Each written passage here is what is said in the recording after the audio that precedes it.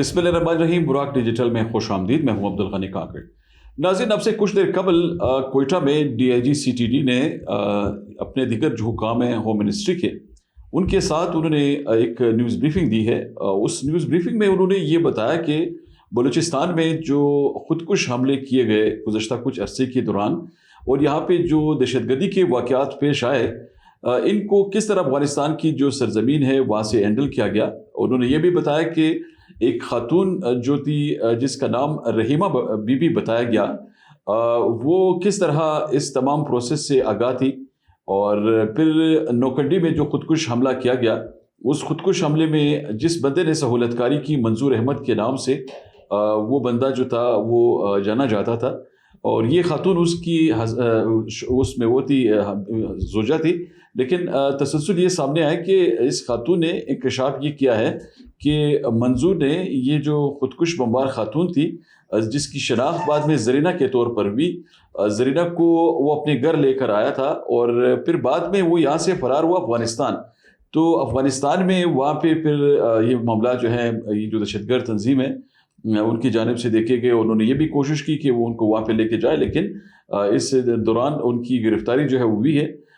इस ब्रीफिंग के हवाले से इन्होंने कुछ और भी चीज़ें बताई जो कि बड़ी अहम है, और ख़ासकर हमारे उस टेक को सपोर्ट करती है, पाकिस्तान के उस बयानिए को कि अफगानिस्तान की सरजमीन किस तरह पाकिस्तान मुखालिफ जो सरगर्मियाँ हैं, दहशतगर्दी के जो वाक़यात हैं उनमें इस्तेमाल हो रही है, और अफगान हुकूमत इस मामले को किस तरह जो है वो देख सकती है बेहतरी की तरफ।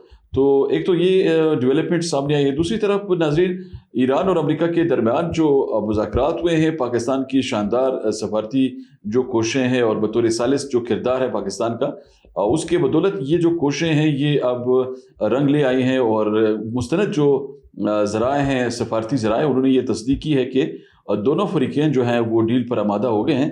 अब ये डील कब होने जा रही है, या तो इतलात ये हैं कि आइंदा 24 या 48 घंटों में ये फाइनल हो जाएगी ये डील, और इंशाल्लाह ये बैठक होगी पाकिस्तान में ही, इस्लामाबाद में। इस हवाले से तमाम जो तैयारियां हैं वो मुकम्मल की गई हैं। तो अमरीकी सदर और इसी तरह ईरान के सदर की पाकिस्तान आमद मुतवक्का है, और फिर इसी तरह ये भी इतलात हैं कि कुछ दिगर जो सदूर हैं दिगर ममालिक के, वो भी इस तारीखी मौके पर पाकिस्तान में शायद मौजूद हों।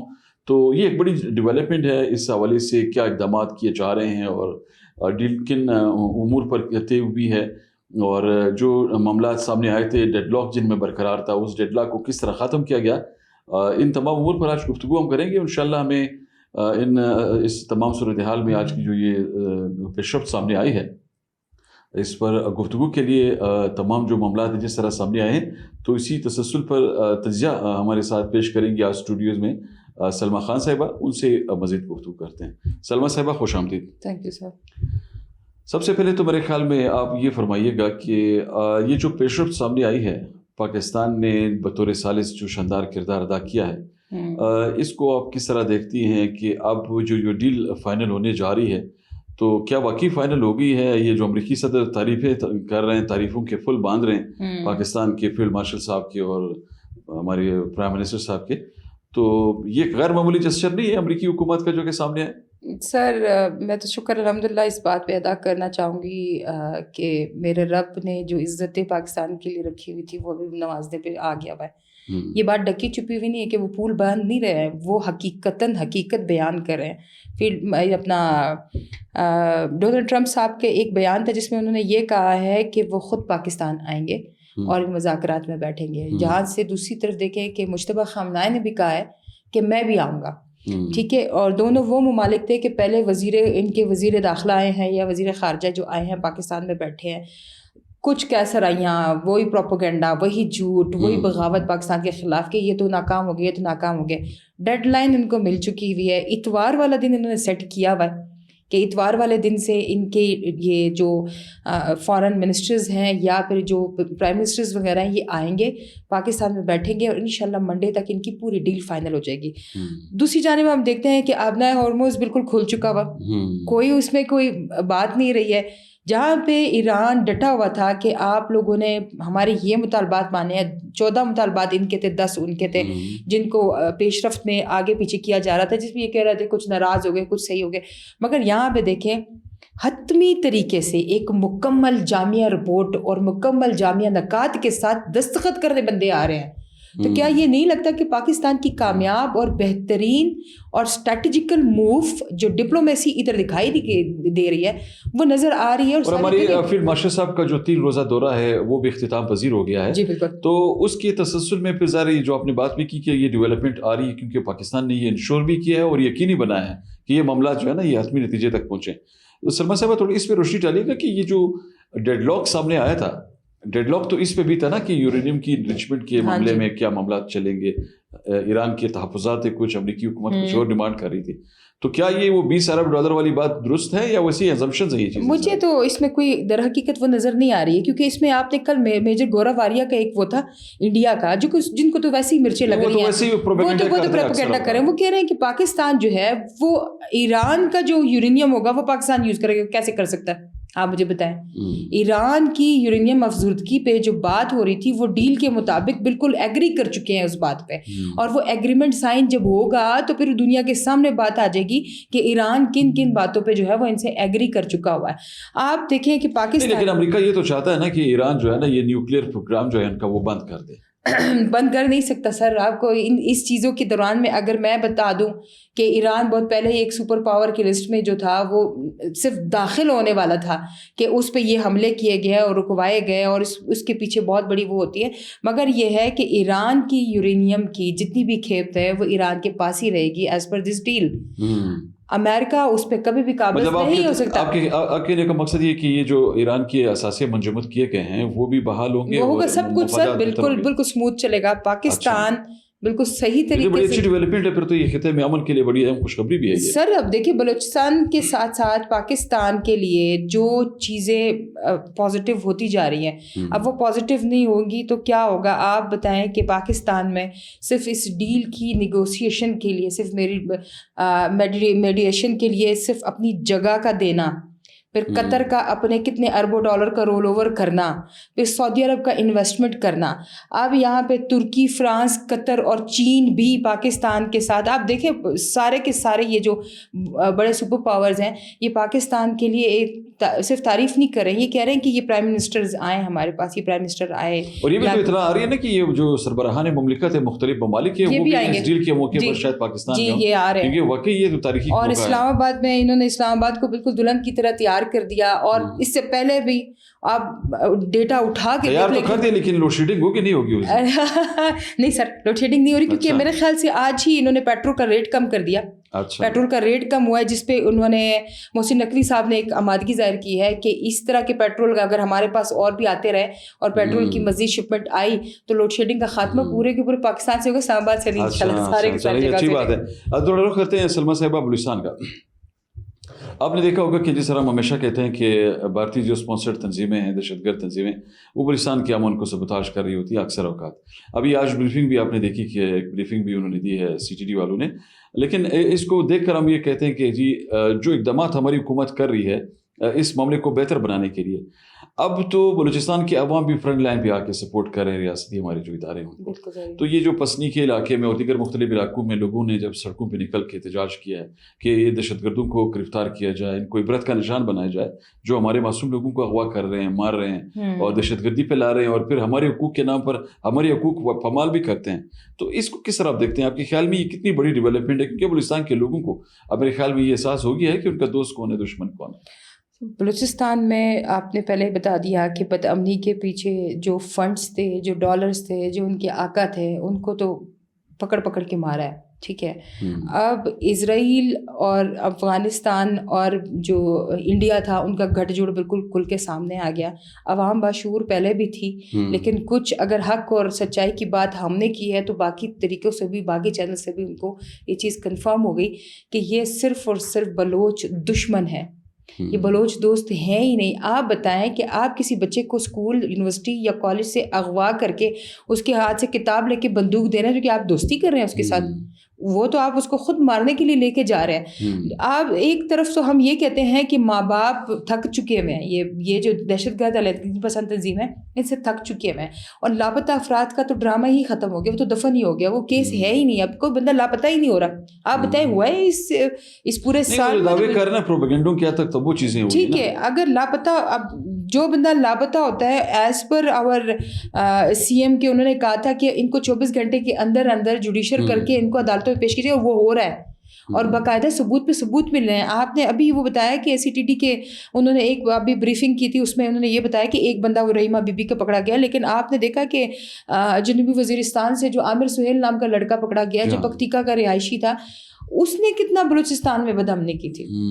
تو آپ افغانستان کے راستے پاکستان میں آ کے یہ سب کچھ کر رہے ہیں. یہ تسلسل برقرار ہے, ابھی بھی مسلسل یہ اقدامات ہو رہے ہیں. اچھا سلمہ صاحب, امن آئے گا انشاءاللہ. ایک اور اہم خبر یہ بھی سامنے آئی ہے کہ کچھ بھارتی جو میڈیا آؤٹلیٹس ہیں وہ یہ دعویٰ کر رہے ہیں کہ پاکستان اور بھارتی کی جو ان کی پولیٹیشینز ہیں یا ان کے سابق جو سفارتکار ہیں ان کی کوئی بیک ڈور چینلز پہ رابطے بھی رہے ہیں مختلف اوقات میں. تو یہ کیا تسلسل ہے, کیا واقعی ایسا ہے کچھ؟ سر پروپیگنڈا کرنے کے لیے میں جھوٹ کے کوئی سر پیر تو نہیں, یہ تو اگر وہ بھی ہے تو پازیٹیو جسچر ہے نا. نہیں, آپ دیکھیے, آپ اپنے ایک دشمن کے ساتھ بیٹھ کے اگر بیک ڈور میں وہ کر کے بیٹھ رہے ہیں, آپ دیکھیں آپ نے جو بات کرنی ہے فرنٹ پہ کریں. دوسری بات, یہ لوگ کہتے ہیں کہ ڈپلومیسی نہیں ہے, یہاں پہ منافقت کر رہا ہے پاکستان. تو اگر پاکستان منافقت کر رہا ہے تو پھر آپ بیٹھ کیوں رہے ہیں؟ اور دوسری آپ ایک بات, یہ میرے خیال میں ایک سوال صحیح نہیں پچ کر سکا.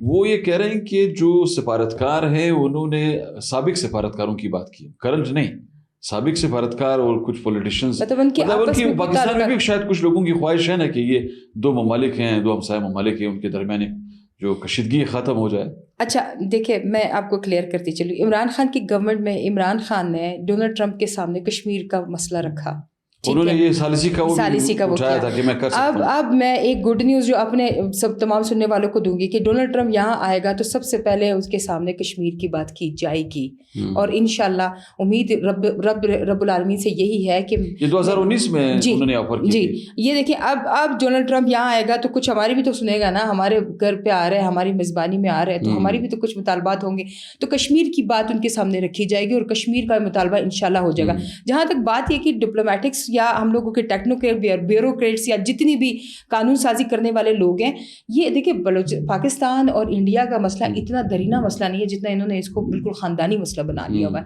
اس میں ظاہر پیش رفت ہوئی ہوگی, ملے ہوں گے, بیٹھک ہوئی ہوگی, لیکن اگر اس بات کو غلط موڑ دے کے یہ بول دیا جائے کہ پاکستان میں بدامنی کرنے والے وہی لوگ تھے جن کے ساتھ ان کی بیٹھک ہوئی ہے, تو وہ سراسر غلط ہے. لیکن اگر یہ چیز یہ کہتے ہیں کہ پاکستان میں ڈیولپمنٹ کے لیے, ترقی کے لیے, امن کے لیے انڈیا اور پاکستان کو ایک ساتھ کرنے کے لیے ملے ہیں, تو یہ تو آپ والی بات ہے, گڈ گیسچرز ہے, جس میں تو ہم لوگوں کو بھی سراہنا چاہیے. اچھا تھوڑا اس میں آخر میں ذرا اس پہ بھی بات کرتے ہیں.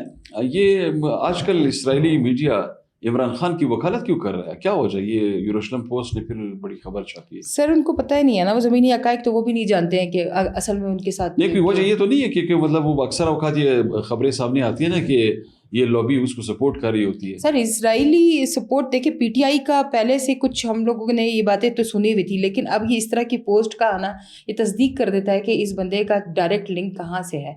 اسرائیلی فنڈڈ بندہ اگر پاکستان میں بیٹھ کے پاکستان کے لیے کچھ غلط سوچے گا تو پاکستان اس کے خلاف ضرور ایکشن لے گا, اور اس کا جو ایکشن لیا جا رہا ہے وہ یہی ہے. یہ کہہ رہے ہیں کہ یہ قانون کے خلاف اس کو رکھا ہوا ہے جیل میں, یا پھر اس پہ ظلم و ستم ہو رہا ہے, یا پھر اس کے خلاف کوئی کیسز نہیں ہے.